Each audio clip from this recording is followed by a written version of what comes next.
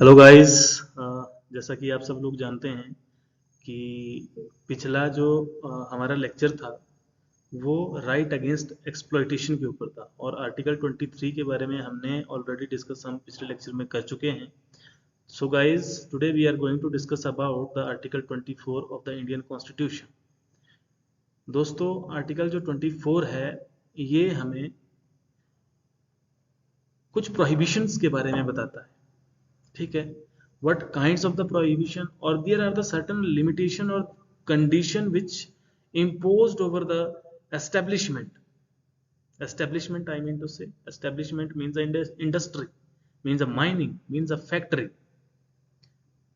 To prohibit the factory, industry, mining or any other establishment which relates to the hazardous activity. Article 24 basically relates with the rights of the child. Right? What is the language of the Article 24 that provides the prohibition of the employment? Prohibition over the employment to whom? For the child, for the children in a factory, etc. So what is the language of this article?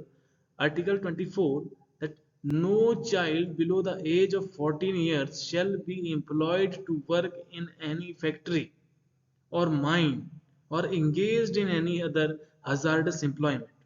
ध्यान से पढ़िए इस line को।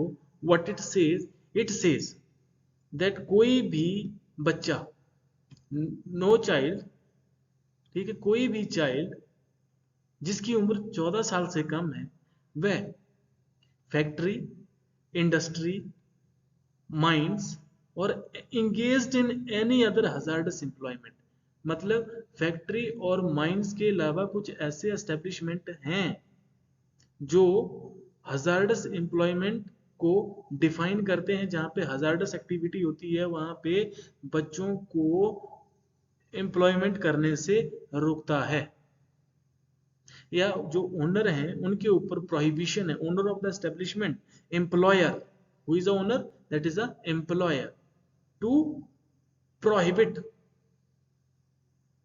the employment of a children, right? So this